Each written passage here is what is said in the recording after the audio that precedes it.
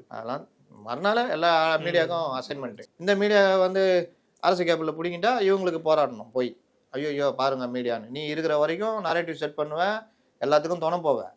அவங்களுக்கு ஆவாமல் போனோன்னா ஒன்று அரசு கேபிள் வந்து பிடிங்கிட்டா நாங்கள் வந்து உனக்கு போராடணும். இப்படிதானே? நீ ஏன் நினச்சேன்னா விஜய்கிட்டேன்னா விஜயே தூக்கி பிடிப்பேன். நீ ஏன் நரேட்டிவ் செட் பண்ணுவேன். ஒன்று அரசு கேபிள் வந்து பிடிங்கிட்டாங்கன்னா பத்திரிகையாளர் சுதந்திரம் போச்சுன்னு வந்து நிற்கணும். என்ன நியாயம் இது? நீ தானே ஜாலியாக இருக்கிற, அப்போ கஷ்டம் வந்தாலும் அனுபவிச்சுக்கணும் தான் விட்டு போகணும்.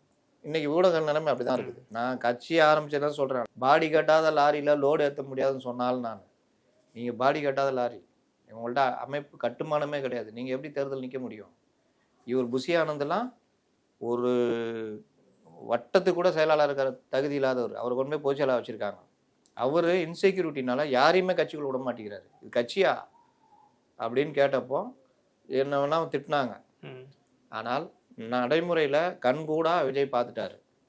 இப்போ இந்த கட்சியால் எதுவும் பண்ண முடியாதுன்னு தெரியுது. இன்னைக்கு ஒரே லட்சியம் திமுக வீழ்த்தணும்னா கை கோர்க்கணும்னு முடிவு பண்ணிட்டாங்க. இந்த கட்சிக்கு ஓட்டு இருக்குது எல்லாருமே, நானே கூட சொன்னேன் 20% இருக்குது.